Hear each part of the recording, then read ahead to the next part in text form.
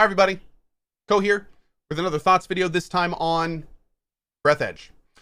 Breathedge is Subnautica plus space plus humor plus Russia.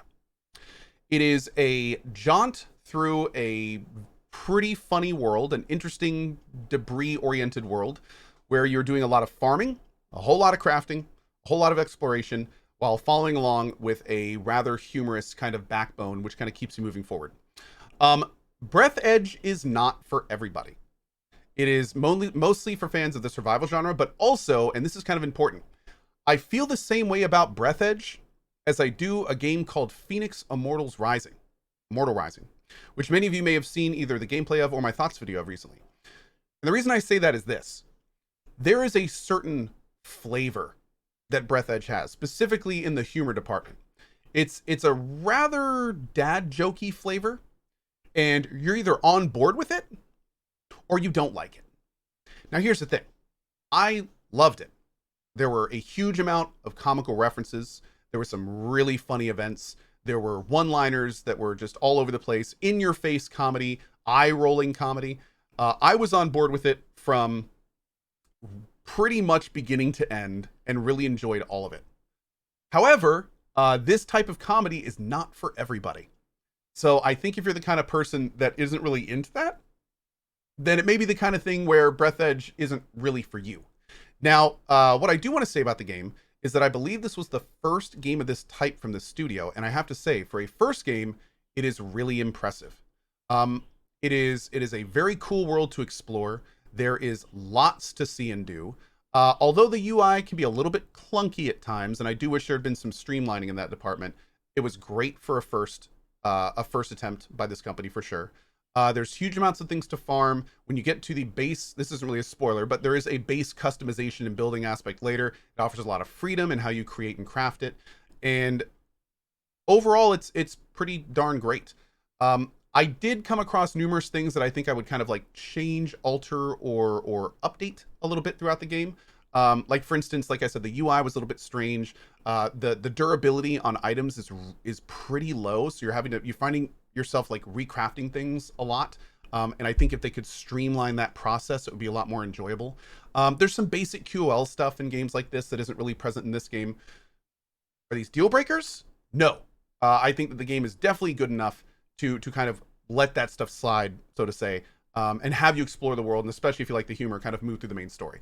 But again, I think that, and I hope that, if we see a Breathedge 2, I feel like there's a lot of room for this company to kind of step in and really kind of kick it up a notch in terms of QOL to the player, inventory management, and things of that nature. So, yeah. TLDR, I had a fantastic time with this game. I was laughing pretty much the whole time. I really enjoyed exploring it. And yeah, if you like survival games and can get on board with the humor, I think you'll really enjoy this game. At the end of this video, I'm going to say a little bit of spoilery stuff. It's not anything that's going to like spoil the story or anything, but I will say if you don't want any spoilers on this game, probably a good idea to end the video here, and I will see you next thoughts video. Okay. One other little thing I did want to talk about, and this is more of like I really hope they think about this for the next game. This game has a very cool base building element. You have to manage power and O2 and things like that. I ended up spending a pretty good amount of time building my base and everything. However, and this is where the spoiler is, they do, at the later kind of third to half of the game, completely kind of change what the game is. And they make it to where you basically are separated from your base. Instead of farming, there's resources everywhere. It's a cool part of the game. And because of the humor and the backbone kind of pulling me along, I still had a great time with it.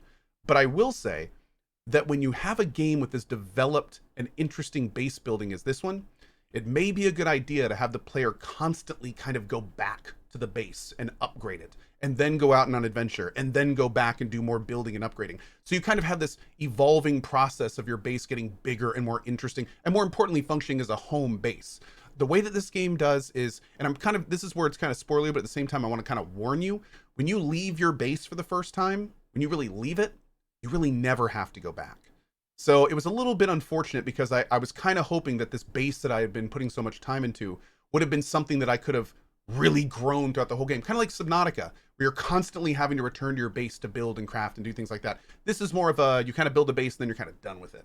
So just keep that in mind. When you do leave your base, don't stress about farming materials. Don't stress about hoarding things for your return trip.